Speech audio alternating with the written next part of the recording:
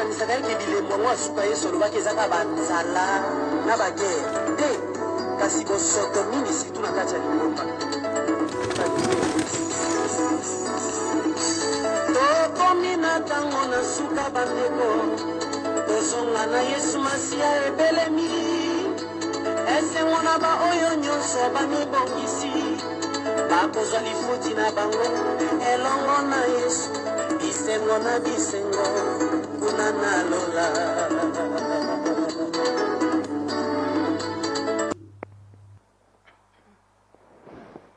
Shalom, shalom, libota na nzambe, shalom, topesi bino. Shalom, shalom, na kombo na Yesu Masiya. Topesi bino bambote lisusu ebele. Nzamba pambola bino mingi apambola bino. Asali biso esungolu na mukolo wa lelo. Mukolo malamu topusa na Yesu liboso na bino na nzela mateya oyo. It's a great day for us to come close to you with this sermon. Kombo na Yesu Masiya ezwa lokumu. May the name of God be given all the glory. Tokangi miso tobondela avant kobanda mateya na biso. Let's close our eyes and pray before this sermon. Mokonzi na bilaka topesi yo merci. Lord, know your glory, we give you thanks. Merci papa osali biso ngolu. Thank you, Lord, for you have given us grace, Na mukona lelo topusa na liboso abana na yo ebele. for allowing us to come close to your children, Father, Potoloba na par na yo kati na pokwa na lelo. so that we can speak on your behalf this evening. Liloba na yo ndezali mwinda kati na makolo na biso. Your word is the light upon our feet. Yango nde lakisa biso nzela kotambula. It is what gives us the path so that we can walk. Sunga biso nzamba à travers liloba lelo. Lord, help us to speak through your word, Eba kosunga biso yolenga kotambula ndengo lingi. so that it can help us so that we can walk in your ways. Molimo mo santu na nzambe guide biso. Holy Spirit of God, guide us. Netola Yesu à travers mateya lelo. Use us so that we can speak your word today. Na kombo na Yesu Kristo. In the name of Jesus Christ. Amen, amen, amen. Amen, amen, Topesi bino amen. isusu ba shalom na We give kombo you na again Yesu. greetings in the Bomo name of yoyo Jesus. tozali ezali ngolu makasi. For us to be today, it is a good grace. Kozala na vie oyo za nango biso toza yango eza ngolu. For us to have the life that we have, it's only grace. Esengeli ozalaka na esengo. So you must have joy. Tango moni mukolo ya siko nzamba pesi yo esengeli ozala na esengo. When you see the day that God has given you, you must have joy. Eza mbongo te nde epesaka esengo. It's not money that gives us joy. Mwasi pe te mutu apesaka esengo. It's not a woman that gives you Bana joy. pe te mutu bapesaka esengo. It's not children that gives you Esengo joy. epesamaka ekouta epa na Nzambe. The joy that we have comes from Bomoi God. oyo ezali ngolu kouta epa na Nzambe. This day is a grace that comes from Bato God. baza na bana baza na basi, All that have kids and they have children, baza na bambongo, they have money, baza ngi esengo. but they don't have Baza na joy. makambo nyonso nga na tangeli bino, They have all the things that we've listed, me baza na esengo te. but they do not have joy. Okoti na kati na bango omona makambo When nyonso, you enter into life and you see all things, me esengo eza te. but there is no Elingi joy, koloba ete esengo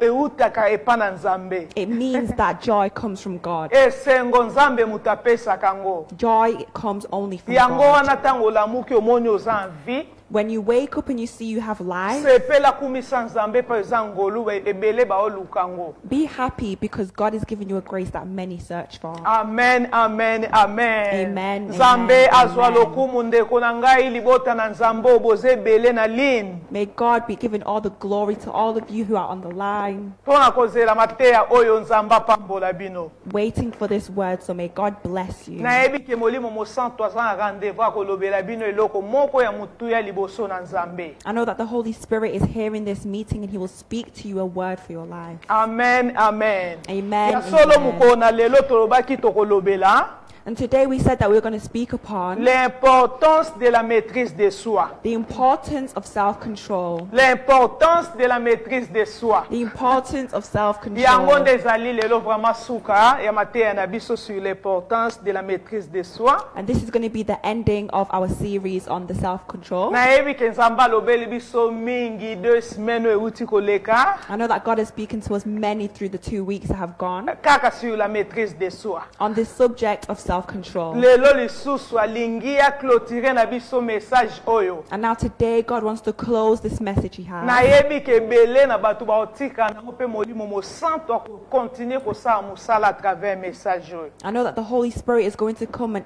work through us through this word today. Amen, amen. Amen, Ya amen. solo naingi natanga na définition à maîtrise de soi. So before we start, I want to read the definition of self-control. OK. Maîtrise de soi elingi koloba. Self-control means, OK, ya lina yo kozala na yo vanda pona otanga ngo na français, c'est une force intérieure produite par le Saint-Esprit qui nous permet de vivre avec sagesse et modération.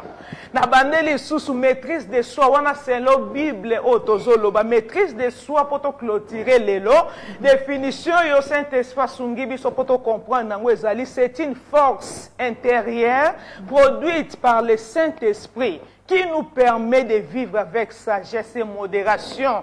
Eza nguya moko, it's a force one, eza makasi, it's a strength ko ute pa molimo mosantu. that comes from the Holy Spirit. Makasi wane uta ke pa na mutu ye moko te. That strength does not come from human itself. E ute pa molimo mosantu. It comes only from the Holy Yenda Spirit. zo sunga biso. He's the one that helps us Ko pesa biso comportement lokola ya to Yesu. give us a behavior like Christ, Ko vivre na sagesse. so that we live with wisdom. Muto aza na sagesse akoyeba ndenga ko vivre na se na moi. If you know how to have wisdom, you know how to live on this earth. Kozala na maturité. You'll have maturity, Lolenge na ko vivre kozala différent. and the way that you live will be different. Modération.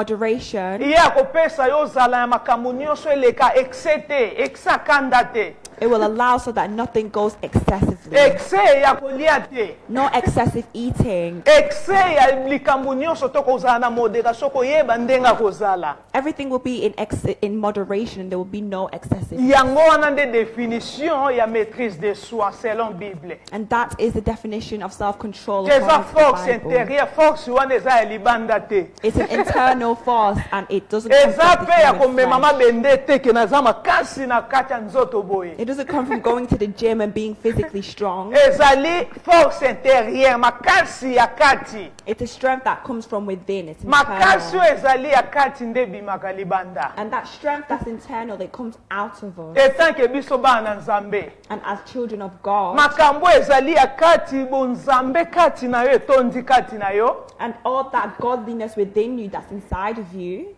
Libanda bato o reflecte kaka image ya nzambe. on the outside, you're also reflecting the nature of God. Lolenge na yo siko ezomona ya libanda. Your likeliness is being shown on the Yango wana nde outside. babengi yango force intérieure. That's why they call it an internal force. En tout cas yango wana force. And that is the force. Mwana muke bebe azalaka na ye na force te. A little child does not have that kind of force. Batongoli ye liboko boya kitisi. If they raise its arm, it will just drop, fall. Omoni ke o baobenga ngo balobi c'est une force ezali force. You see that what they're calling it is that it's an internal force. Maîtrise de soi ezali force. It is, self-control is a force. Eza mpona bato nyonso te. It's not for everybody. Eza mpona bato oyo balemba te. It's not for those who are weak. Eza mpona bato oyo balalaka te. It's not for those who are always sleeping. Eza mpona bato oyo nayebi ndenge oloba te oyo bakokaka makambo te oyo babengi yango ezali force. It's not for people who aren't capable of things.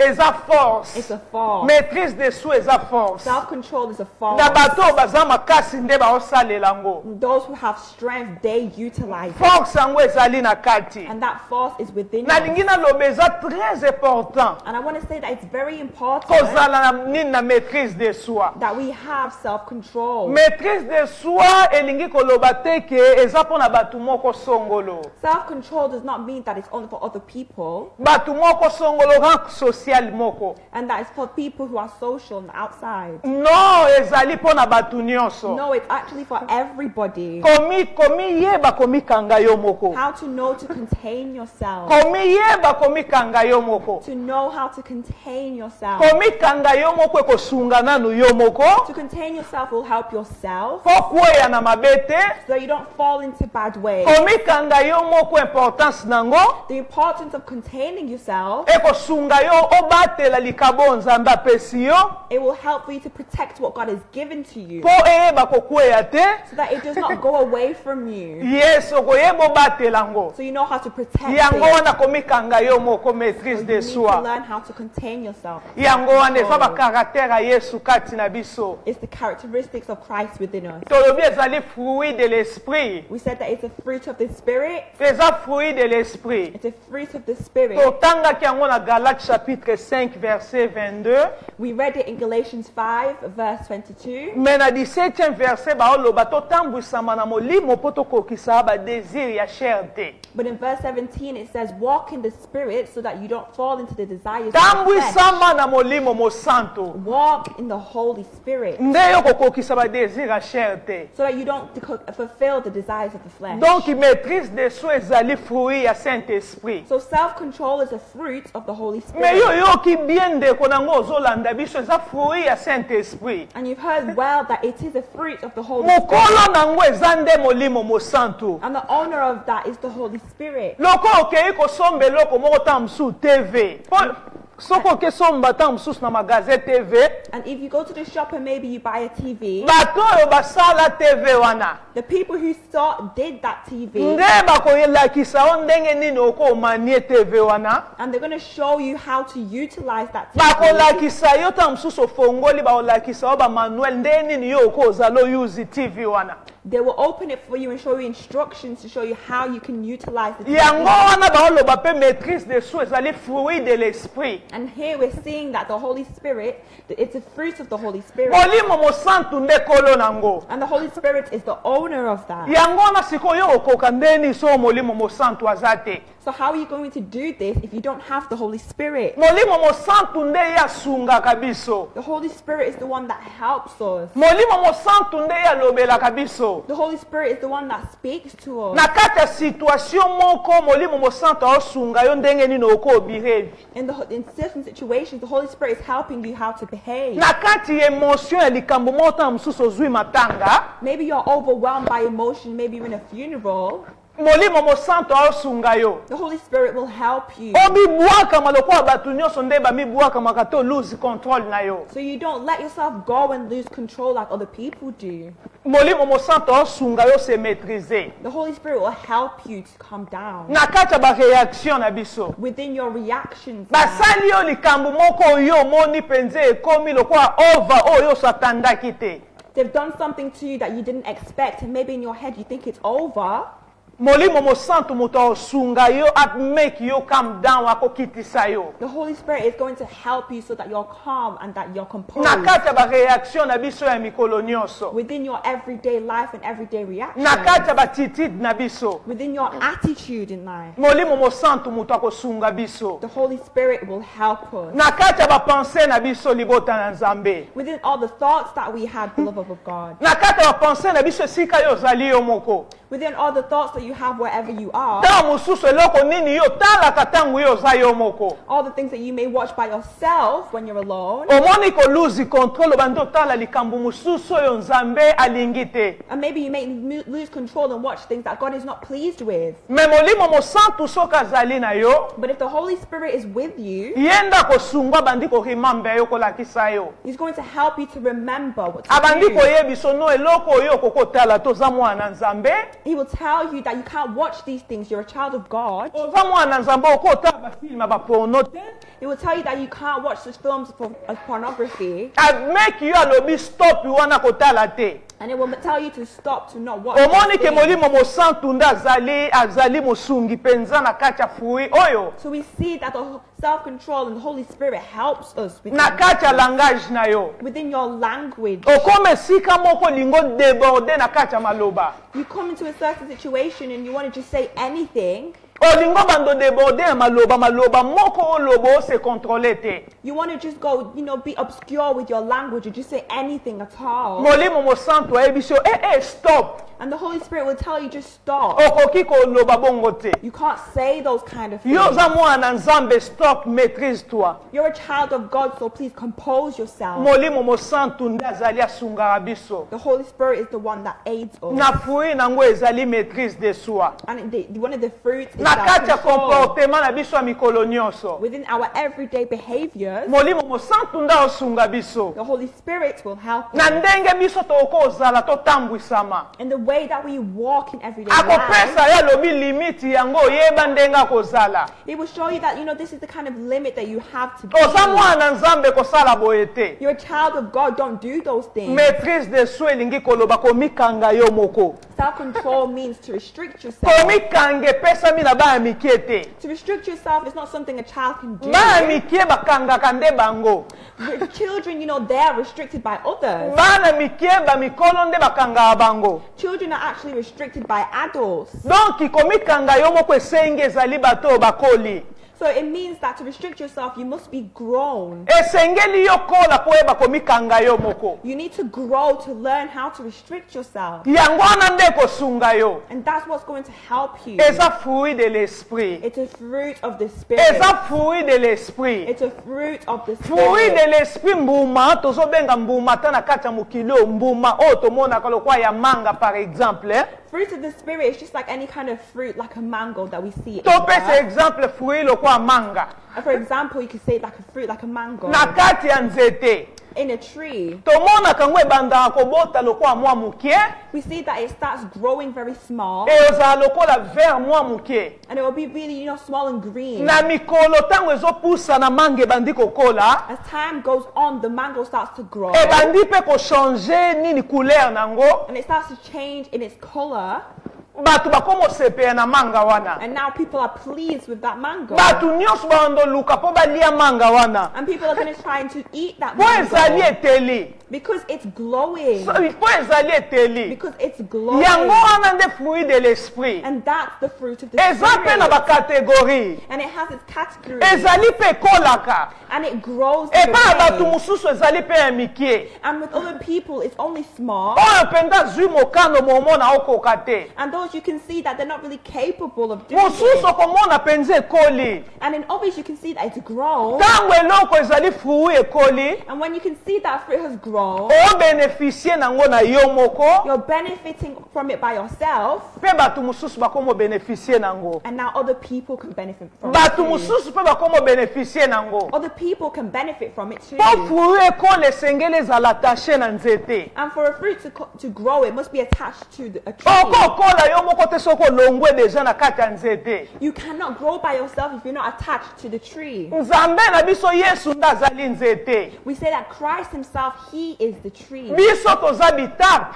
And we are the branches. Esengeli tokangama na nzete. And so we must be attached Oyo to the ezali tree. Yesu Masiya. That is Jesus Christ. Yango wana nde tokobota bafruit. And that's how we're going to grow our fruit. Yango wana tokobota bafruit. And that's how we're going to grow Na kati ya our fruit. nzete misisa ezali. Within those trees, there's Mai there. ezobima na kati ya misisa. And within those Hallelujah. roots, there's waters in there. Misisa wana mai wana. And within those roots, there's water. Mai wana yo po beneficie nango yo muto ozali etape. And from that water, you're also going to benefit. Siko yo from the ko beneficie branch. nango ndenge ni soki yo kabwani na nzete. So how can you benefit if you're not attached to the tree? Alobi mutu akozala kati na enda kobota bafruit. The word says those who are within him are those who are going to benefit. Yango wana to need Yesu Masiya. And that's why we need Jesus Christ. To need libota na Nzambe partout bino boolanda biso na pokwa lelo. We need all the children of God to listen who are following this word today. Toza besoin ya molimo mosantu. We are in need of the Holy Spirit. Eza makambo mususu na kati ya bomoi na biso ata na lobi banda tongo ti poko okoka te sans Nzambe asunga yo. There are many things we can talk about that we're just not capable of if we don't have God to help us.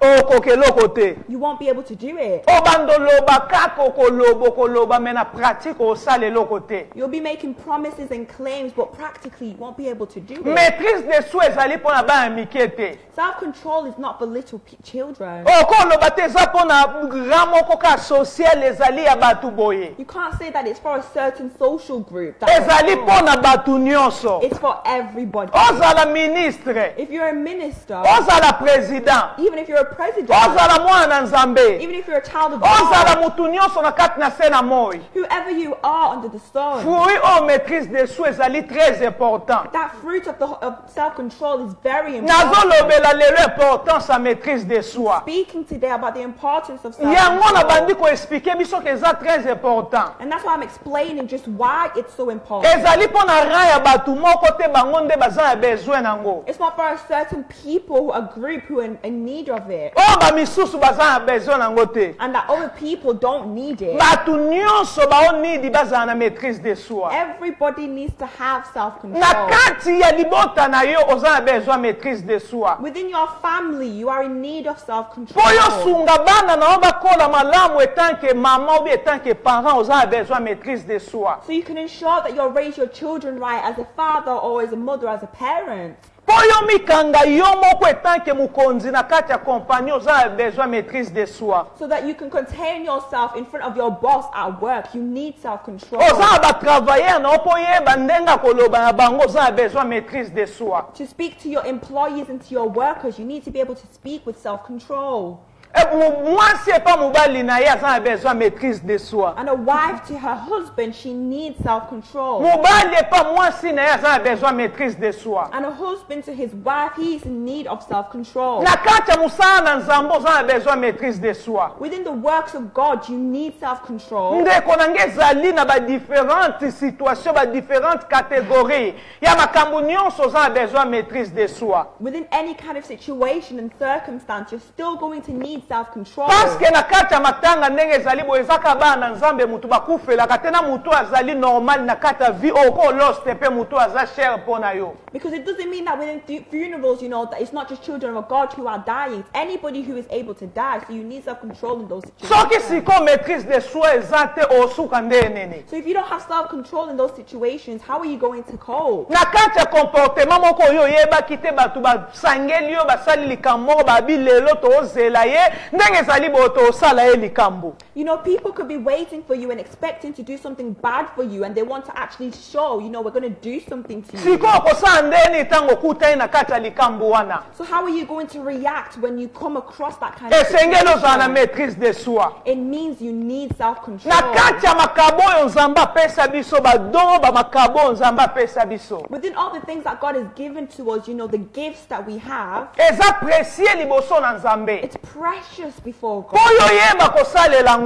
To know how to utilize oza na it, besoin maîtrise de soi komikanga yo moko you need self-control to contain mpo yourself, batela likabo oyo nzambe apesi yo. so that you can protect the gifts God has given you. Yo ozali ministre obie mokonzi moko na kompani moko songolo pakala You're a minister, and you may even be, you know, a boss or a president in a certain workplace. mais soki oza na maîtrise de soi te But if you don't have self-control, oza papa mokolo ozali na bana mikie na kati ya kompani na yo you're a father and you may have, you know, little children within your company. okobima na bana mikie oyo bazali lokola bana na yo You could even go out with them like your children, parce que oza na maîtrise de soi te. because you don't have omoni ke self-control. maîtrise de soi ezali très important. You see that self-control is very olingo important. osala likambo moko mbala moko brusquement ose retenir You want to do something, but then quickly you retain mo yourself. maîtrise de soi nde esunga yo mpo se ressaisir. Self-control is the one that is helping you to just Na kati ya reserve makambo yourself. nyonso toza yango posa très important maîtrise de soi. Within all the things that we may need, firstly, it's important to yango have wana eza self-control. nécessaire makasi papa ezali mpo na age na yo te.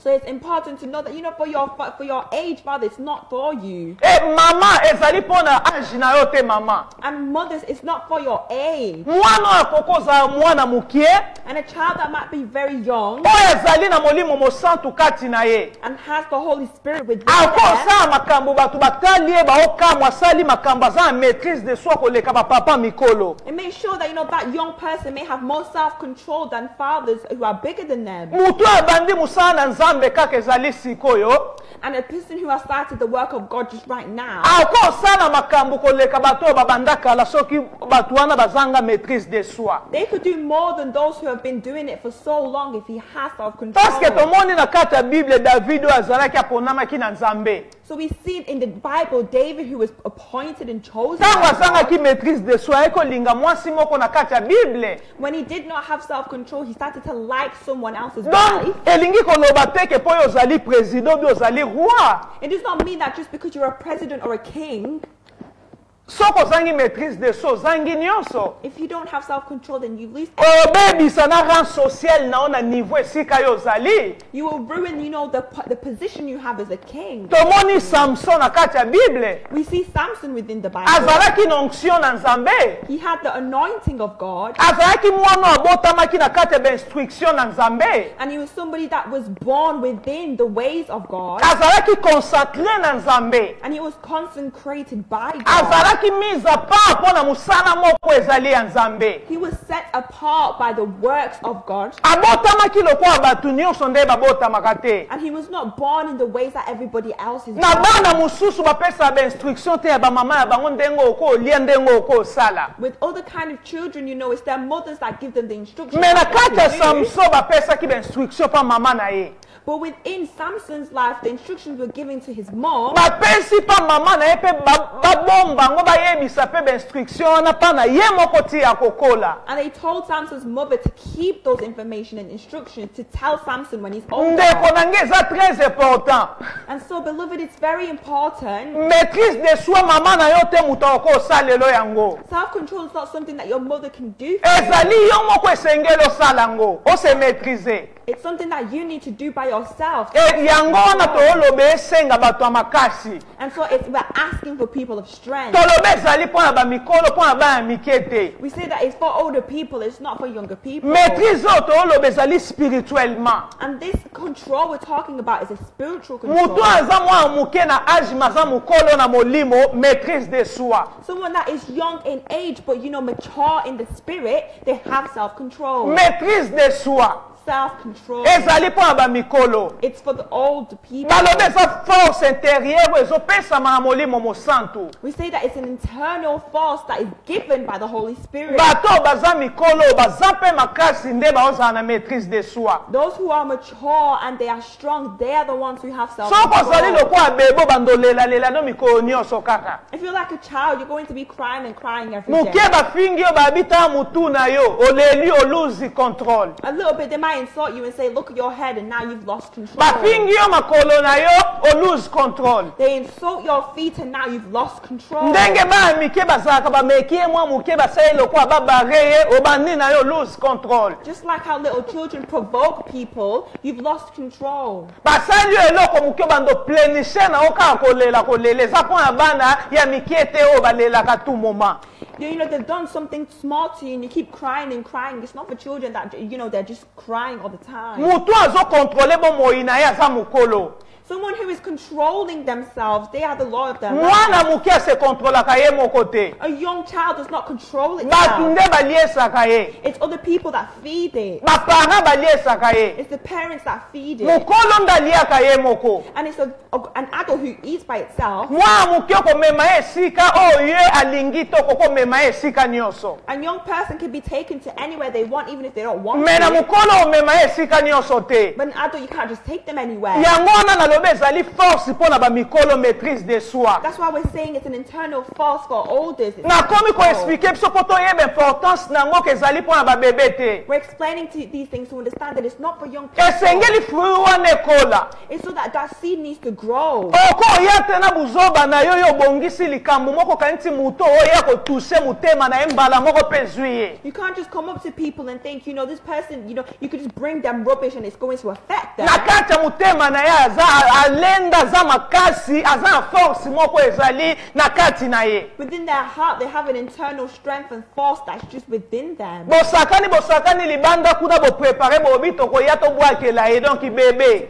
You've set some things up, you've prepared to provoke him just like children. Tango boprovoke ye pakei. And when you provoke them, he's effective. Importance nango parce que bato baza mikolo bakoya ko provoke bakosaka na ote po kozwa yo te. It's important to know because other people may come and provoke you, but it will not affect you. Obongisi likambo na omba moko obinde tozali boto kosala ye kozwa te po okuta libende sika wana molimo mosantu azali. And it will show that, even if people prepare to do things around you, self-control will help you through the Holy Holy Spirit. nalobi deja mwa ndambu nalobi ekosungo nécessité nango nalobi ezali mpo na age na yo te. And we've seen how, it's going to help you. It's necessary. But it's bongo nga na kombe ezali na 70 mosusu 70 oko osala makambo lokola mwana mokie. There's people who may even be 70 years old, but they're just behaving like child. ndeko na nge eza très important tokolanda yango yo okobénéficie ebele kaka na mwa mokie oyo nalobi deja opambolami ndambu mpo yeba importance ya maîtrise de soi. Beloved, we're going to continue to talk about self-control. You've already been blessed by how much we've ozo talked se about. contrôler yo moko. You are controlling yourself. ozali mature. You are mature. oza mokolo. And you are oza older. na force na kati na yo. You have a force bato within baza you. na baforce na kati na bango nde toolobela lelo. And those people who are forced within bato balembalemba te force ya mabende te me ya kati. not people who are forced from the gym, but an internal force. na kati oyo balenda bonzambe evanda na kati na bango. An internal force that's concrete. Because koprepare likambo ozoya nango ozongi nango ndenge oyaki nango. you're preparing to go to something to have a certain way, and you come back ozongi the nango same way. ndenge oyaki nango ekozwa ye te. You go the same way and you come back the same way. totala mpe mutu moko na kati ya bible tozwi makomi na nzambe totanga nano makomi na nzambe oyo na explike kaka na explike na moi na explike mingi tozwa makomi na nzambe na Matthieu.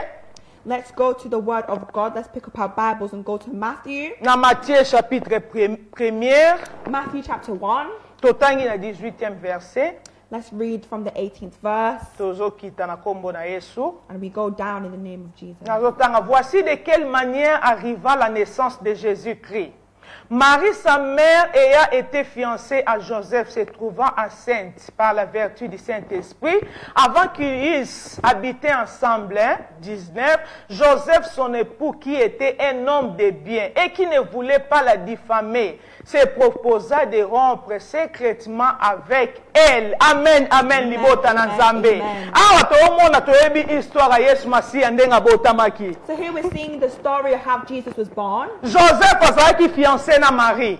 And Joseph was the fiancé of Mary. Bayebani na nzoto te. And they did not know each other physically. Babandaki ko se préparer po babalana et puis baobanda kobota. And so they prepared to be married and then they would have children. Tomoni molimo mosantu ndenge ange na nzambe ndenga yaki po na koloba pa ya Marie. And we see how the angel came to Mary to speak to her. Po na koyebisa ye ndenge nini akobota tomoni Marie ndenga lobaki na kobota ndenge nini makambo nyonso ange ayebisaki ye. And so the angel came to explain just how she would give birth, and Mary asked how. Tomoni Marie akomaki na zemi balobi par la vertu du Saint-Esprit na nguya molimo mosantu. And we see that Mary became pregnant by the grace of the Holy Spirit. Azalaki na fiancé na ye Joseph. And she had her fiancé Joseph. Na ndeko na nga histoire otanga kango kaka ta mususu olekaka comprendre sika ya fiancé oyo Joseph. Sometimes you may read the story and just read past it, but understand this fiancé Joseph. Nini fiancé yebi ke mwasi na ye na on se préparer poto balana. And this fiancé knows that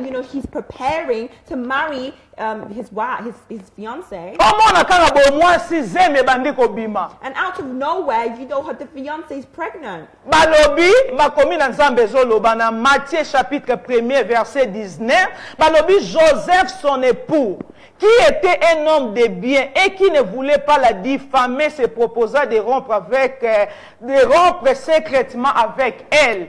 Balobi Joseph azalaki fiancé na azalaki mutu malamu. It says that Joseph, who was Mary's fiancé, was a righteous man. Balobi oyo alingaki te ke akabwa ayokisa ye soni na misu na bato. And he did not want to disgrace her publicly.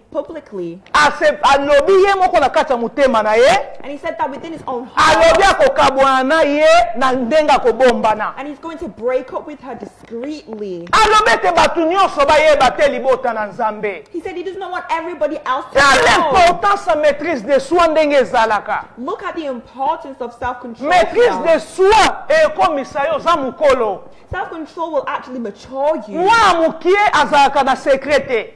A little child does not have secrets. Aoyeba ta se maîtriser mokie aloba likambo na kosala ngo lokwa na malembe. They will not know how to control themselves and say, with this I'm going to be cautious. Ako ayebi ke na kosala ngo na malembe ao se maîtriser. They know, I'm going to do this cautiously. And Omoni bato baza nzambe na lobi ete importance ya ni maîtrise de soi. You can see clearly people who are of God because they have a certain self-control. Omoni maîtrise de soi esungo ekomisa yo mature. And how of self-control can actually make you more Et mature. ozala pe na valeur. And you will have a certain value. Aza valeur moko oloba bi na lingi te batu bayeba likambo oyo. And you has a certain value because he said, I don't want everybody to know about this. Amitali ye moko po na valeur na ye. And he looked within himself for his value. Atali pe valeur ezali ya mwasi na ye. And he also saw the value within his fiancée. Batu bako otala ye babi mutu azali abza education malamu. And people may say, you know, this person has a very good Apa nanu makambo education. nzambe bako otala babi aza good education. Aza education malamu mutu oyo, hein? You know,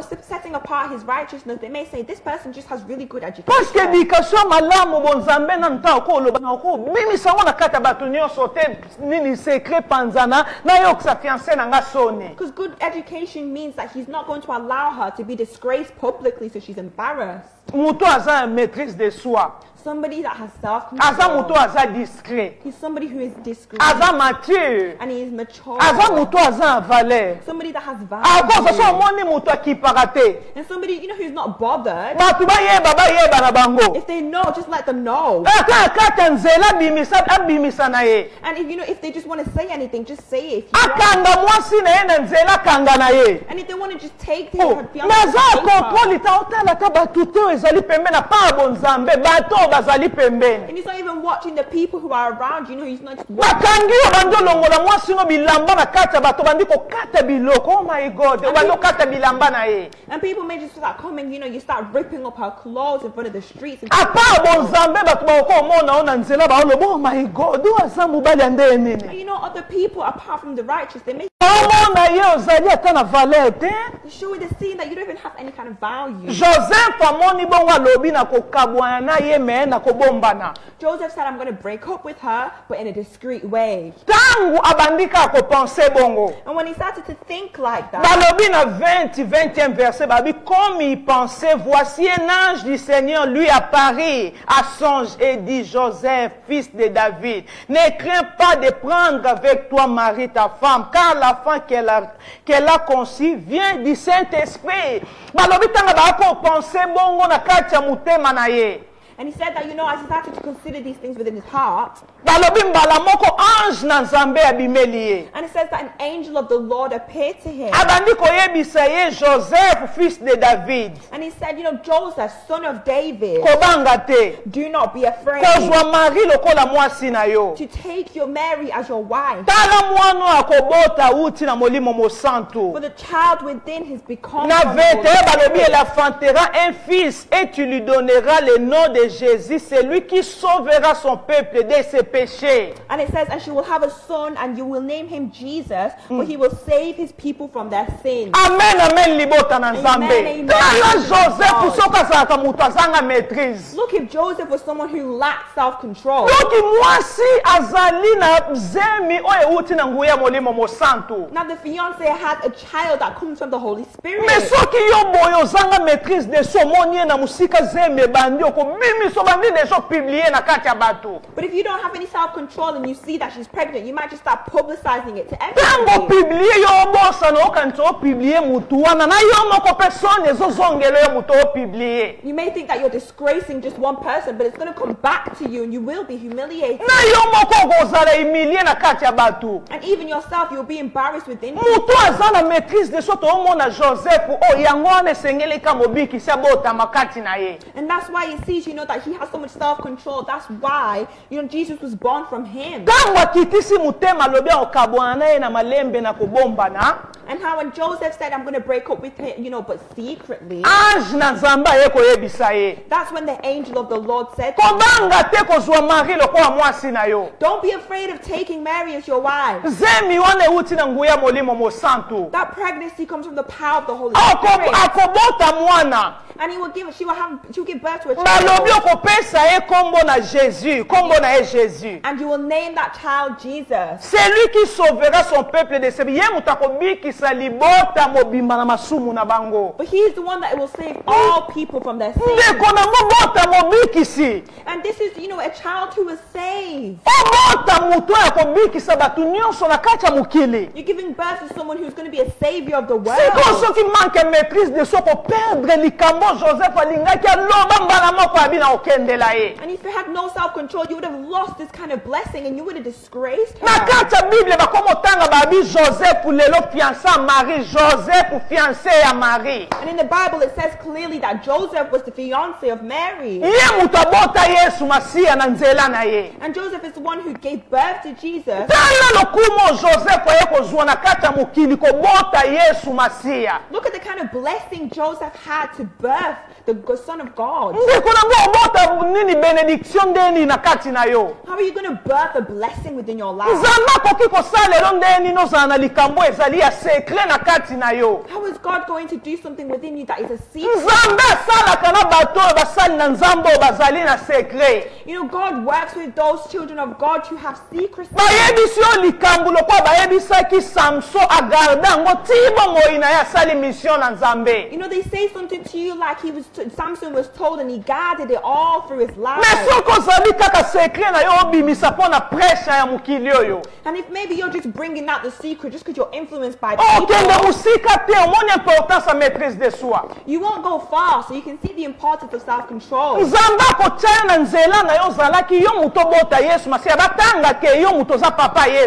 God may have appointed you to be the father and the birther of the Son of God, Jesus Christ.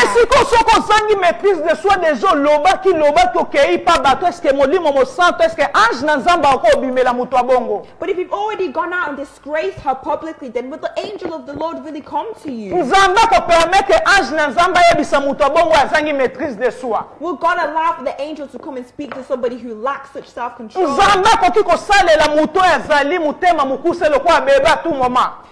God cannot work with someone who has the temper of a child. And it's somebody who is insulted and they say, you know what, I'm hot-tempered.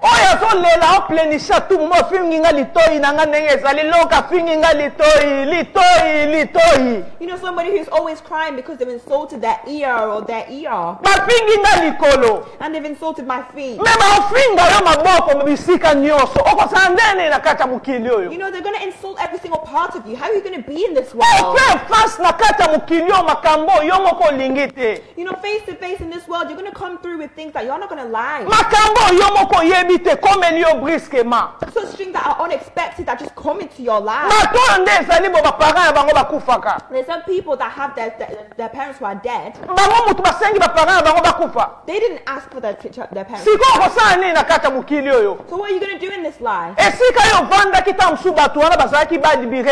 Maybe where you were, you had people who were behaving badly.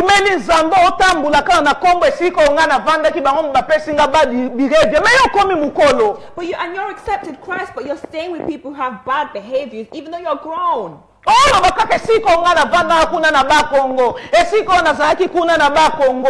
You're saying, wherever I was in Congo, where I was staying,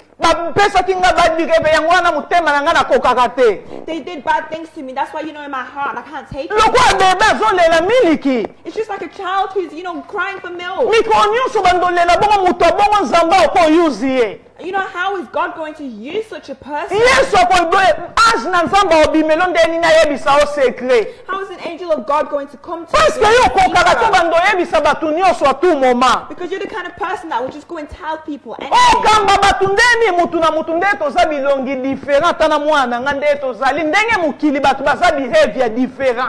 Just how we have different faces and different appearances, everybody has different kind of behavior.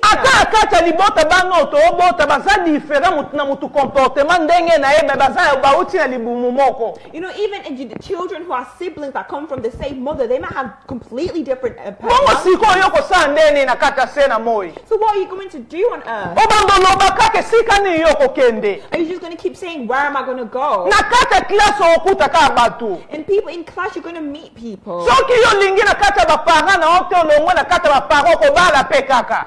You know, even if you leave your parents, you're going to marry someone. Tango obala mutu moko ye paza caractère na yo ye poza na caractère na yo. And when you marry someone, they're going to have their own character, and you're going to have your own character. Esengeli yo zala mutu makasi po ye ba ko faire face na kati ya mukili oyo. It means you have to be someone who's strong so that you can face the things of this So world. imaginez Joseph o to tanga na kati ya Biblia mo na fiancé na ye o yazo kanga mutema ayeba ete. Imagine, you know, Joseph holding his heart against her fiancé, not knowing her. Mais si kwa okanga mutema ye ko mo na fiancé komi na zemi. And now, you know, he's going to be surprised and see that Mary is pregnant. Eza kwa mutu moko ba ye na kati ya likambo ba chumi yo mbeli na kati ya mutema. It's like somebody's come with a knife and just stabbed you in your heart. Ndeko na ngai discrétion eko sunga yo. You know, beloved, discretion is going to actually help you. Discrétion eko sunga yo oza mukolo oza kwa bebete. Discretion is going to help you as an adult because you're not a child. Oza mature. You are mature. Mutema na yo ezali eza makasi. Your heart is strong. Oza muto ozali na force. You are someone who has force. Yango wana nde maîtrise de soi.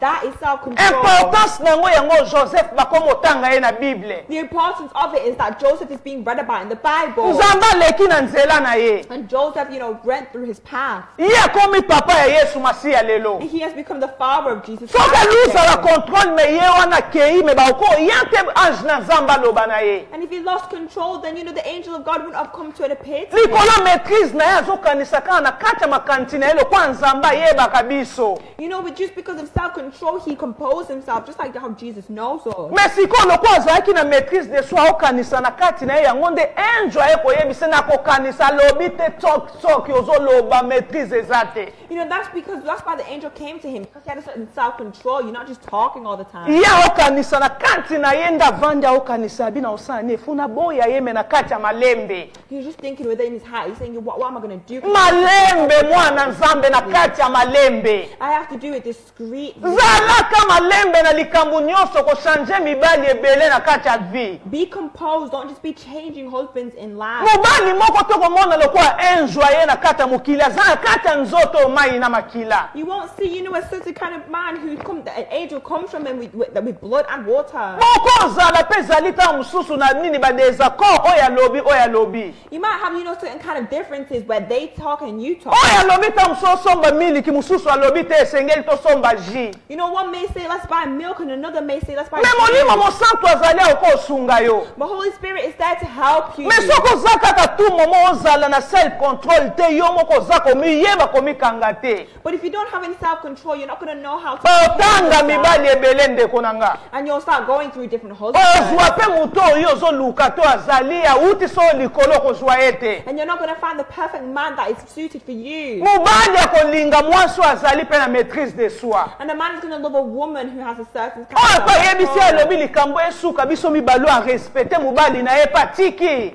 You know, a woman who respects her husband when he speaks to Parce que her. Nzamba pesi autorité yo zali sous ordre na ye. Because, you know, the Bible says that you are his submissive. Esengeli yo tosa ye. So you must obey him. Mais zate mwasi obo yebisi likambo mutema ne echaka ka loba.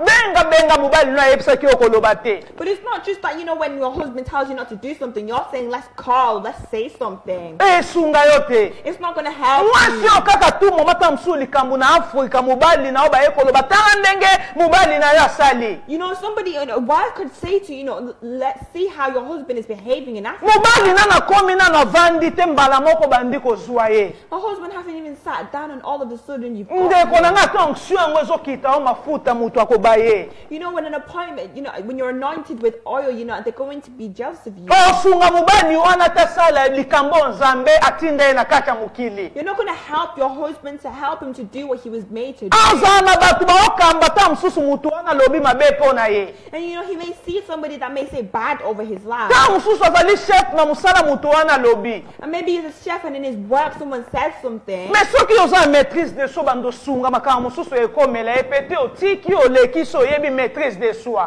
But if you have self-control, then some things may not happen to him and it just goes like that. Mais mwasi ya mabe akoya kolongola mutu batu nyonso ezali ta mso ba osunge ta mso ezaka comportement ye siko ekolongwa. But a bad woman, you know, is going to take everything that is appointed for them away. And what if it's a kind of, behavior within your wife? You may say, this is a bad woman or a bad kid, but where are you going to get another child? You might even see that those kind of behaviors are here now, but they'll pass. You may say, you know what, I can't take this anymore, I'm going to leave that wife.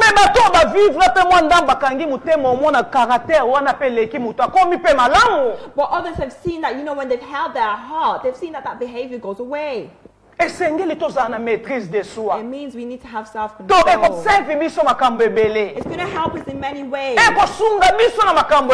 It's going to help us in many ways. It will give you respect and it will give you value. It's going to help you because you have your own destiny in your hands. Something that is so important and precious, you could just rip it up because of Let's take the word of God. Let's take our Bibles and go to Genesis chapter 45. Genesis chapter 45. Joseph ne pouvait plus se contenir devant tout ce qui l'entourait. Il cria, faites sortir tout le monde, et il ne resta personne avec Joseph quand il se fit connaître à ses frères. Alors, tout le monde a histoire à Joseph, tant que bimisa qui to ba mukuse et libosa bande konae. Ami bimisa ki alobinga azali Joseph obino botekaki. So here we're seeing that Joseph is exposing who he is to his brothers and saying, I am the one that you sold. Yangwana yami bale balobi, il éleva la voix et pleurant. And it says, that he broke out his heart and he started to cry. Les Égyptiens l'attendirent et la maison de Pharaon l'attendit. And it says that, he wept so loudly the Egyptians could hear him, and the word of it quickly carried to Pharaoh's palace. Joseph dit frère, Genèse chapitre 45 verset 3. This is Genesis 45 chapter 3. Joseph dit à ses frères, je suis Joseph, mon père vit encore. And it says, I am Joseph, he said to his brothers. Is my father still alive? Mais ses frères ne purent lui répondre car ils étaient troublés à sa présence. But his brothers were speechless and they were stunned to realize that Joseph was standing there in his Joseph dit à ses frères, and Joseph was standing and said, approchez-vous de moi. Please come closer. Ils s'approchèrent. And they came closer. Il dit, and he said, je suis votre frère, I am your brother, que vous avez vendu who you sold into pour slavery, être mené en Égypte. And you sold into slavery in Egypt. Na 5e verset sikatosuka. In this verse 5 where we're ending. Maintenant ne vous affligez pas. But please do not be upset. Ne soyez pas fâchés. And do not be angry de m'avoir vendu with yourself pour être conduit ici. For selling me to this place. Car c'est pour vous sauver la vie que Dieu m'a envoyé devant vous. It was God who sent me here ahead of you to preserve your lives. Maîtrise de soi. The beloved,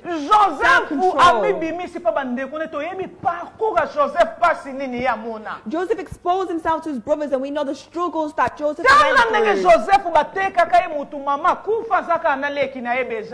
Look at how Joseph, they sold him and his mother died and he only had his brother Benjamin. He did absolutely nothing just because his father told him to go and watch his brothers.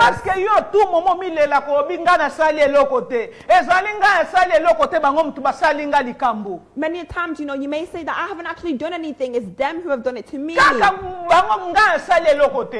the one that's done anything. Joseph, what did he do in the Bible? He said, let's just sell him, but firstly they wanted to kill him.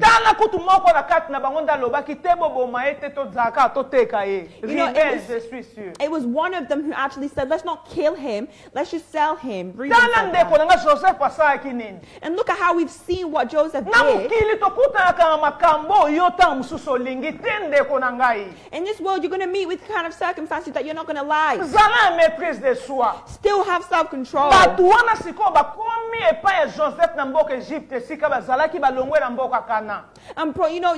His brothers had left where they were and they traveled all the way to Egypt. bazalaki. Because there was a great famine in their land. Awa tomona mukuse Joseph arekonesaki bango ayebaki bango me bango bayebaki Joseph te. Here we're seeing that Joseph recognized his brothers, but his brothers didn't recognize him. Metango mikangi tango bayaki na leki na ebe jamais oya suka wana moni babia kokaki lisusu komikanga te. And he said that, you know, he restrained himself, but when he saw his brothers and his youngest Benjamin, he couldn't restrain himself anymore. Mesiko yango wana mikangi te zate kia mikangi te paswanisa bango. But it wasn't kind of a restriction to stop himself from arguing with them. Amikangi te po ya bundisa bango. He didn't restrict himself from fighting with them. Ndeko nanga soki yo na ngai yo mutozo landa bisika nyoso bozali bo landa biso na pokwa lelo. You know, wherever you are at home, wherever you are, if you're following what we're saying, Mubato esika nzale kote esika bango bazalaki yo moni pasi na kata bomo ino nesiko yoko kuta bato bateka kiyo bayena maboko no esika yo zali. you know, you might have gone through so much, but then you're met face to face with the people who sold you into slavery. Oh, banyoko na kiyo bafingo vina yo moni ya pasi likolo na bango. You know, they struggled and they insulted you, and it was all because of these people. Joseph alobi bo pusa na pembeni na ngai. However, Joseph said, just come closer. Bo pusa na bo banga te. Come closer, don't be afraid. Ye muto eko yebisa bango abinga azali Joseph obino botekaki. He's the one that exposed that he's Joseph, the one that they sold. Sengeli tozana ba fruit de l'esprit. So, beloved, we must have fruits of the Saint Spirit. Esprit sungi biso tolo ba maîtrise de soi eza neuf ndeko nanga. Holy Spirit is helping us to speak about self-control, but Eza that's actually neuf ndeko 9. nanga mwana nzambe ndeto lela ka obina somba lupangu. You know, there's actually 9, you know, fruits of the Spirit. How you may say, let me buy a house. Endenge zali bongana bota na ona boti te nzambe nanga. And you may be saying, you know, I need to give birth, I've not given birth. Ndenge zali botolela ka nzambe na lingi na bala nzambe nanga. You may be saying, Lord, I need to marry somebody. Yangone sengeli tolela ka fruit o 9 neuf eza kati na biso. But we need to be asking for all these 9 fruits of the To Spirit within us, reflete image nzamba tayo lobi te. so that you can reflect the image of God even if you don't speak. Batu baomona bonzambe na kati na ya tayo tei bango te. People are seeing the likeness of God even if you're not preaching to them. Esenga kako teya tende biso to vandi lelo to zoteya. It doesn't mean that you have to be preaching in the way that we're preaching today. Joseph alobi bo pusa na pembe na nga leli me abundisi bango te. It said that Joseph said, come closer. He wept, but he did not fight them. Ye mutabengi bango abibo pusa na pembe na nga. He's the one that said, come closer to me. Ezali na bato bazali mature. It's those that are mature. Ezali na bato baza makasi. And for those who are strong. Makasi oya nzoto boete munene ya boete. It's not kind of physical strength within your body, Mezali force moko intérieure ya kati na yo. but it's an internal force within you. Bonzambe na kati no elakisa muto azali mwana The nzambe. godliness within you that shows you a Bopusa na child of pembe na nga God. taba pasi nyoso na moni bopusa na pembe na ngai. You know, come closer to me despite all the struggles I've Na been uko through. zongisa mabe na mabete. I cannot fight fire with fire. Koza bandeko na nga boya se maîtriser. You are my brothers, so please just submit yourself. Bopusa na pembe na nga bapusa na pembe na ye ndeko na ngai. You know, come closer and then I will come closer. Maturité, maîtrise de soi. Maturity and self-control. Apusi bandeko na ye pembe na ye. And he said, brothers, come close to Kaka awa me. na kata histoire wana toomona ete papa na Joseph bayeko ya bango nyonso libota bavandi na kata mboka wana pona Joseph. You know, in this story, we see that his whole family came and stayed in Na that land for Genèse Joseph. chapitre 50, And in Genesis chapter 50, verset 15, verse 15, tozomona awa balobi quand les frères de Joseph vit que leur père était mort. Genèse chapitre 50, 15. it says Genesis 50, verse 15, but now that their father was dead, Joseph's brothers became fearful. Il dit, si Joseph nous prenait en haine et nous rendait tout le mal que nous lui avons fait. It says down, Joseph will show his anger and pay us back for all the wrong that we did to him, they said. Verset 16, balobi. In verse 16 it says, Et il fit dire à Joseph, and so they sent this message to Joseph. ton père a donné cet ordre avant de mourir. Before your father died, he instructed us to say this. 17e verset, balobi. And it says in the 17th verse, Vous parlerez ainsi à Joseph. and it said to Joseph, Oh, pardonne les crimes de tes frères. please please forgive your brothers for the great Et wrong they leurs did to péchés you, quand ils t'ont fait du mal. for their sin in treating you so cruelly. Pardonne maintenant les péchés de tes serviteurs. So that we, the servants of God of your father, beg you to Le forgive Dieu the de ton sin. Père, Joseph pleura en attendant ces paroles. When Joseph received the message, he broke down and wept. Ses frères vinrent eux-mêmes se prosterner devant lui. Then his brothers came and threw themselves before Et him. ils dirent, nous sommes tes serviteurs. And they said, look, we are your slaves. Dans 19, Joseph leur dit, And in verse 19 it says, but Joseph soyez sans replied, crainte, don't be afraid of car me. je suis. Well, I am God. I'm not God. Car suis-je à la place de Dieu? Am I God that I may punish you? Dans 20, balobi, vous aviez médité de me faire du mal. And in verse 20 it said, you intended to harm me, Dieu l'a changé à bien but God intended it all for pour good. accomplir ce qui arriva aujourd'hui. He brought me to this position so I could save the Pour lives, sauver la vie à un peuple nombreux. to save the lives of many Awa tomona people. ti tokota ka mbala moko ba na 23. Let's just go down to verse 23. Non, na verset 22, 22. In verse 22, Babi Joseph demeura en Égypte. it says Joseph and his brothers and their families continued Lui in et la Egypt, maison de son père. and they stayed in his house with his father, Il vécut 110 ans. and he lived to 110. Na 23, balobi Joseph vit les fils d'Éphraïm jusqu'à la 3e génération. Verse 23 says he lived to see 3 generations of descendants of his son Et les fils Ephraim. de Makir, fils de Manassé, And he said that he saw the son of Machir, Manasseh, sur ses genoux. who he claimed as his Na own. 24, Babi Joseph dit à ses frères, je vais mourir, mais Dieu vous visitera et il vous fera remonter de ce pays-ci dans le pays qu'il a juré de donner à Abraham, à Isaac et à Jacob. And it said, soon I will die, Joseph told his brothers, but God will surely come to help you Na and lead you 25, out qui of his balobi land. Joseph fit jurer les fils d'Israël en disant, Dieu vous visitera et vous fera remonter mes eaux loin d'ici. It says, then Joseph made the sons of Israel swear an oath, and he said, when God comes to help you and lead you back, you must take my bonds with you. Na 26, Babi Joseph mourit âgé de 110 ans. So Joseph died at the age of 110. On l'embauma et on le mit dans un cercueil en Égypte. The Egyptians embalmed him, and his body was placed in a coffin Ndeko in na Egypt. nga awa totangi kaka libota na Nzambe. So here we have read, beloved of God. Totangi po mona Joseph ndenge azalaki malamu na bandeko na ye. We've read so you can see how he behaved with his Papa brothers. abango akufi. And the father died, Babandi kobanga tangu Jacob akufi. and they were scared when Jacob Babi died. lokwa papa akufi tangu su Joseph akosala biso mabe. They said, now that our father is dead, maybe Joseph will do us Babandi wrong. kobanga balobi limbisa biso papa loba ko limbisa biso sala biso mabe te. And they began to get scared, and they say, you know, father said, don't do us any wrong. Joseph alobi bovana na bino bo prepare kosala nga mabe me Nzamba change ngo na malamu. And Joseph said that you intended to do harm, but God changed it for good. Babandi kolela babi zuwa biso lokwa ba serviteur na yo. They began to cry and said, just take us as your slaves. Balobi zuwa biso lokwa ba serviteur na yo. They said, just take us as your Joseph slaves. ayoki maloba wana balobi aleli. You know, Joseph heard that word Ndeko na and nga maîtrise cried. de soi ya ndenge nini na ingine tanga kana passage oyo. You know, self-control reveals itself in this passage. Joseph avanda za ata papa kufi mususu akotika lobi po papa zali. And you know, many could say, you know, even because the father is there, Natika bango tozala na bango malamu. let me leave them and let's just be good. Tangu papa kufi alinga change behavior. But then when the father died, he wanted to change Mwana behavior. Nzambe azalaka ko vivre te po papa zali.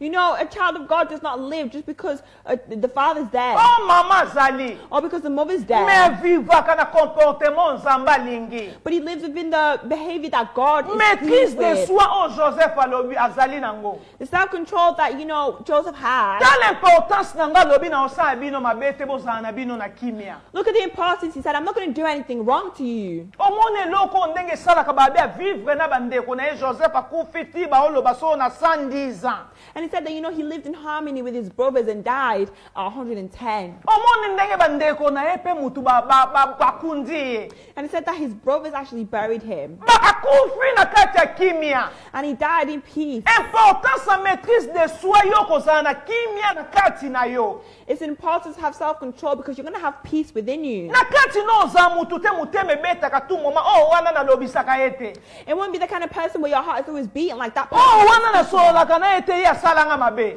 Don't speak to that person because they did me wrong. Batu nyonso mukili okanga kama besika yo kola ki basali yo mabe. Wherever you grew up, they did you wrong. Mubali na yo asali yo mabe. Your husband did you wrong. Papa na nga basali ki nga mabe. And my parents did me Esiko wrong. na ofute la basali nga mabe. And wherever you know I'm pain, they did me wrong. Batu nyonso na kata mukili ba ozaka mabe pona yo. Everyone is just going to keep doing wrong to you. Omoni ke za nécessaire que maîtrise des choses ça très important za kati na bomo inabiso. Thus, it's necessary that we have self-control in our lives. Esunga yo eba ko umela ndeko na nga na sena moyi. It will help you so that you live long. Oza na peace na kati ya mutema na yo. You will have peace within your heart. Esunga yo koma ti na destine na yo nzamba bongiselaki yo. It will allow you to reach the destiny that God has appointed for you. Eko epargne yo pe na masumu ebele. And it will be, bless you from all your sins. Joseph akoma ki lokola mukonzi na bango nyonso bakomi Joseph to komi baba serviteur na yo.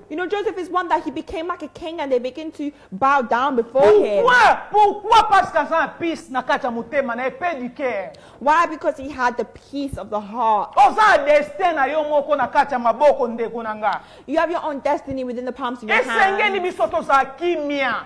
So we must have peace. Importance na ngo eza makambo ebele ndeko na nga. There are many importances to this. Na eko tu naona lobi ndenge na kati ya Bible tomoni Adam na Eve kuna na kati na Bible na Jardin d'Eden. I want to ask you, the way that we see Adam and Eve in the Garden of Eden, Na kati na bomo ina bango Adam na Eve nde bango bazalaki. within their lives, the way that Adam and Eve were, Tala ndenge basalaki mabe. look how they did wrong. Basali mabe pa na Nzambe. They did wrong towards God. Batosaki to Nzamba lobi. They did not obey what God said. Eske Nzambe soka zaka mutu a maîtrise tazaka mutu ya kimia te. If God was not somebody who has self-control, Alinga tinda Yesu Masia tende konanga. he wouldn't have sent Jesus Christ. Yesu Masia alinga ka yate pa kufela biso. Jesus Christ wouldn't have come to die for Tala us. bolamu na Nzambe likoona biso nde konanga. Look at the mercy of God over our lives. Ata Adana Eve basali mabe batosi te. Even Adam and Eve, they did not obey. Meba Yesu atini Nzambe atindi Yesu ayakaka kokufela biso. Libota na Nzambe. But God still sent Jesus to die for us. Tala bolamu na Nzambe maîtrise azana ngo pona biso. Look at the mercy that God has for us. Masumu Self-control. kombie tosaka na kati ya mukili oyo. How many sins do we commit in this life? Ndeko na nga masumu kombie tosaka na mukili oyo. How many sins do we commit in this Eske life? biso toteya nde ozali saint liboso na Nzambe. Are we, the ones that we're preaching, are we holy before you? Yesu Masiya akufa pona biso, akufa pona masumu na biso. Jesus Christ died for our sins. Maîtrise ndenge nini biso mtosali mabe ya kufi pona biso. What kind of self-control that he died for our sins? Soki lelo na makomi na Nzambe baolo baba biso ki lelo Yesu na 2 Pierre chapitre 3 verset 9 babi Yesu azozela po ya na kati na sena moi. It says that in 2 Peter chapter 9 that Jesus is coming within the sun. Azela po ya azoya na nute na mukili oyo. He's coming. He's going to come within this world. Pourquoi azozela kasi? So why is he waiting? Azela po biso nyonso to bongo la mitema. He's waiting so that we all go good with our Parce que hearts. biso nyonso to changer. So that we all change. Dans la patience maîtrise o Yesu Masiya azozala po kati na bomo ina biso. Look at the patience and the self-control Bomo that yoko we have. zana ngote pa batu mususu. So you're not going to have it with others. Esenga bolingwe za kati na biso ndeko na nga. You must have love within you. Olingi mutu wana olingi Nzambe oyo olingi olobi te funa za na maîtrise de soi po na lingi ye. You want someone, but you have to say, no, I have to have self-control. Ndeko na nga esengeli maîtrise de soi za kati na biso. So you must have self-control within you. Mususu maîtrise de soi ezanga ye likola mbongo. Soka moni mbongo, I lose control. Sometimes self-control, so people lose self-control just because they see money. Mususu mbongo mususu ezali mwasi. So maybe money, and so maybe a woman. Biloko ezali ya kati ya mukili oyo ndeko na nga. It may be materialistic things in this world. Ebebisa biso libota na Nzambe. It's going to ruin us, beloved. Mayele na yo ekosunga yo te na yo moko. Your intelligence can't help you Batu alone. baza mayele omona muto ndenge toloba penza zali omona mayele atanga mingi me makamba osala batu bamone eza buzoba. You may see that somebody is educated, but really their actions are foolishness. Makamba osala batu balobi penza zali eza rubbish. they might see that, you know, his behavior is foolish. They're saying that we don't need this kind of behavior. We need the Holy Spirit. Your legs may even make you to lack self-control. Why does your legs just like to take you all the time? Just compose yourself upon that path.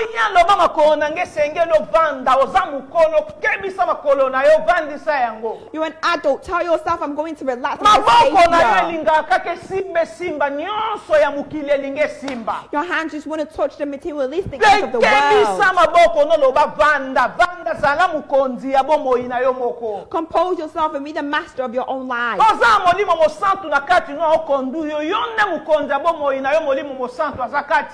You have this whole Holy Spirit within yourself to drive you in this world. The importance of it is that your destiny is going to come to life. And you may actually guide yourself because you have the Holy Spirit within you.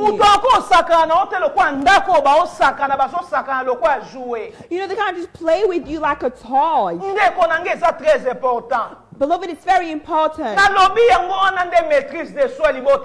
That's why we spoke about the importance of the Spirit. We see that in the Garden of Eden, you know, Adam did wrong. And Adam didn't obey the command.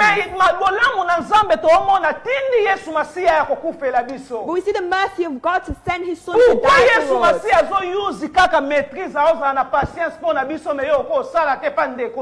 Why does Jesus Christ have patience for us, but you can't do it for your friends? He's waiting for all the sins of the world to go. You know, a woman has changed and said, actually, I want to become a man. And now a man has said, I'm tired, I want to become a woman.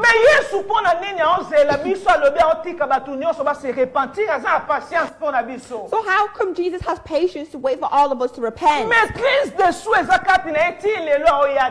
Self-control is, you know, telling us that to stay within us.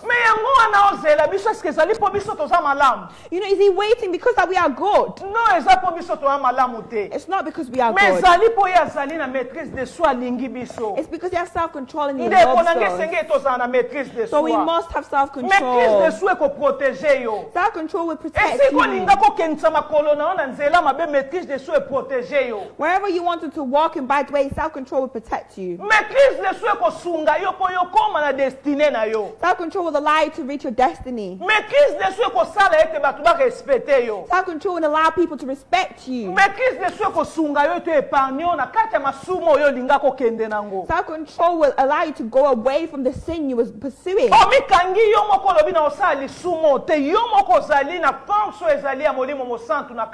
You're going to contain yourself and say, I'm not going to do this because I have the internal force of the Spirit. The devil will not guide you, but the Holy Spirit will guide you in this world.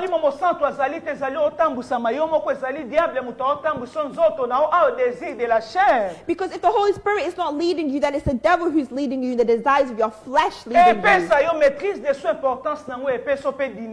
And it's also going to give you dignity. It will protect you. People will see that you have good education. It says that, you know, Jesus is... Oh, he's not quick to anger. He's good for us.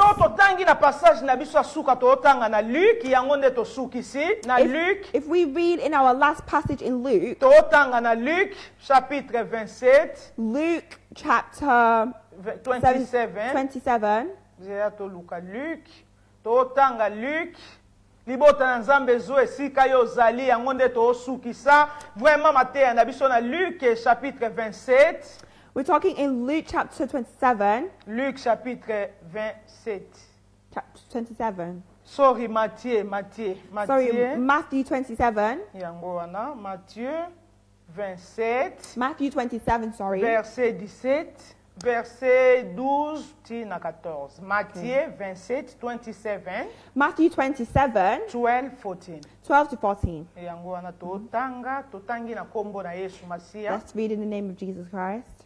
Tozo Luka 12. Kasi tango bakonzi ya banganga nzambe. But when the leading priests and the elders made, Tobandango na premier verset, tobangi Matthieu chapitre 27. let's start from the first verse. Na tongo bakonzi ya banganga nzambe. Very early in the morning of the leading priests Bakonzi ya banganga nzambe nyonso. and the elders of the people, Bayuda basangani pe bayokani pona kobomisa Jésus. they met again to lay plans for putting Jesus to death. Tokwemba moko na 12e verset. We go to the second verse. Totangi siko na 12 balobi. We go to the 12th verse. It says, Kasi tango bakonzi ya banganga nzambe but when the leading priests and the elders of God na bambuta mutu bazalaki kofunda Yesu. made their accusations against Jesus, Yesu azongisi ata liloba te. Jesus remained silent. Bongo Pilate atuni ye. And then Pilate asked him, Ozali koyoka te bele ya makambo bazali kofundela yo.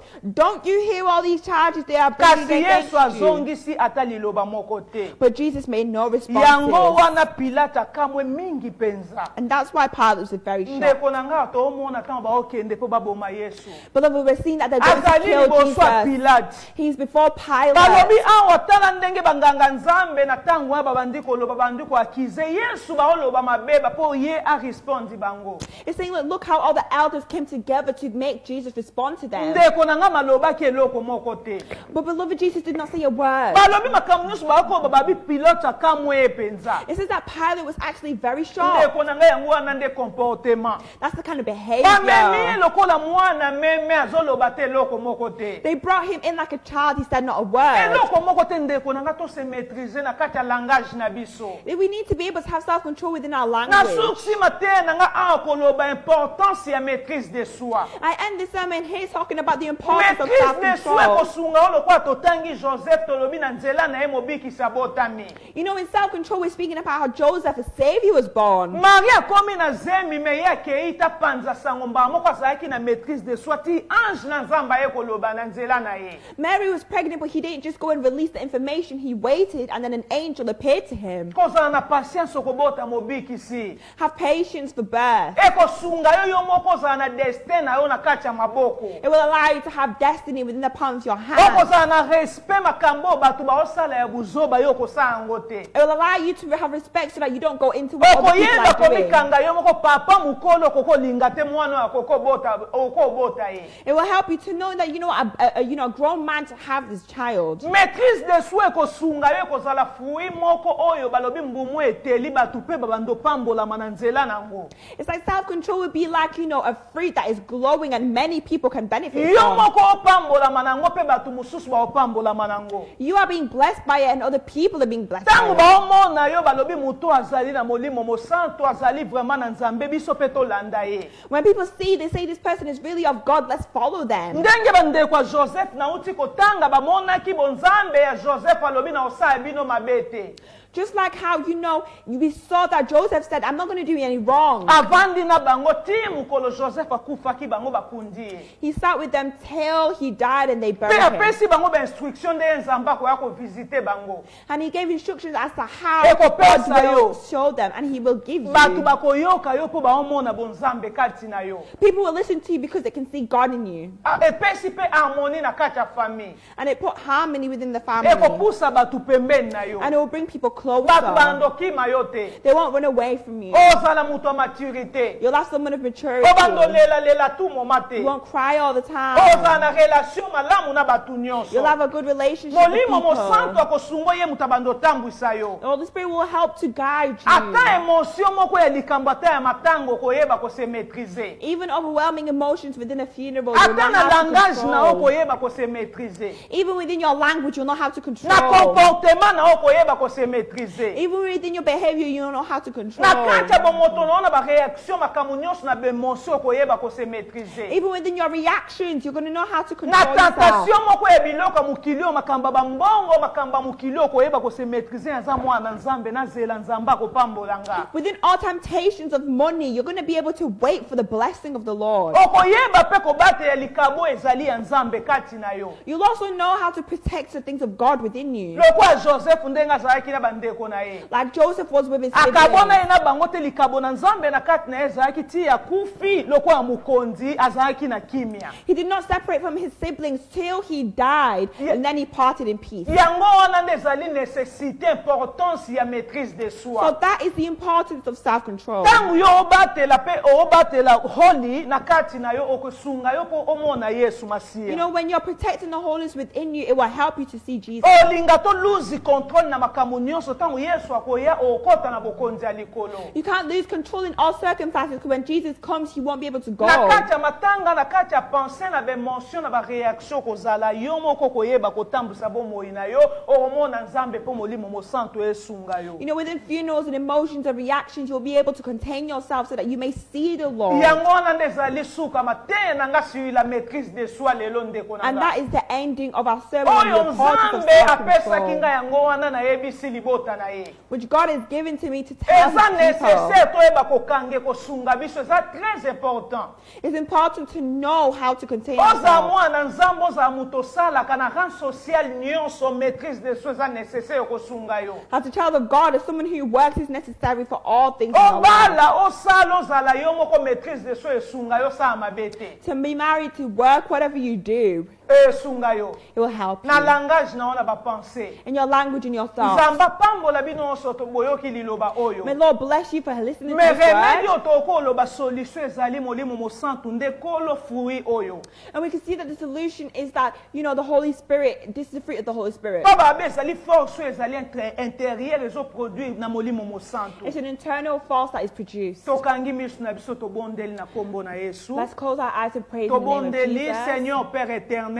Lord Father of God. Yawe biso nyonso toyoki lilobo kati na mukona lelo. Lord, we have all heard this word Nzambe today. merci po yotindaki lilobe kangolaki. Lord, thank you because you've said your word and it's Molimo mo help. santu na Nzambe yondo zali kolo ba fruit oyo. Holy Spirit, you are the owner of all of these Yonde fruits. kolo fruit oyo ya maîtrise de soi. You are the owner of all of these fruits of Sunga biso self-control. nyonso toyoki lobo pe mutu nyonso olanda biso ata sima.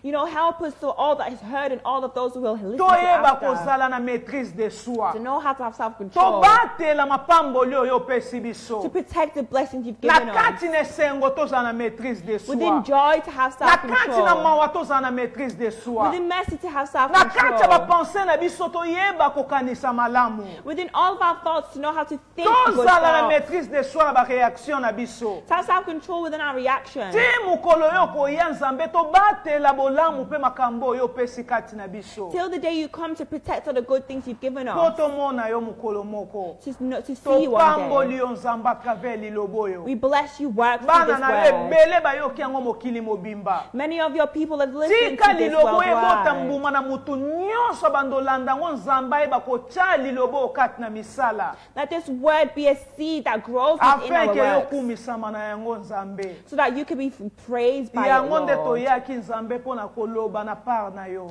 Lord, that's why we came to speak on your Merci behalf. Nzambe topamboli yo po assiste biso. Thank you, Lord, because you have helped Molimo mo us. santu merci na oyo osali kati na biso. Holy Spirit, thank you for all that you've Nzambe done pambola within us. mwana nga lina moto interpréter. Lord, thank you and help and bless my child by interpreting. Nzambe pambola elisu mingi asalela yo.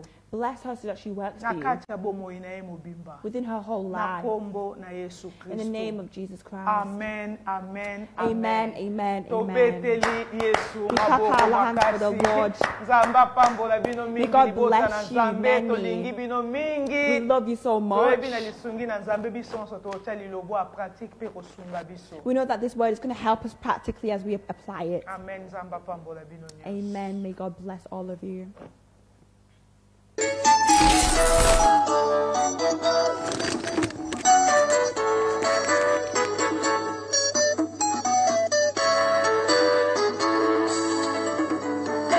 bandeko na ngai mingi tokanisaka ete bilembo yango asuka ye solo baki ezaka banzala na bagere te kasi bosoto mingi situ na kati ya lingomba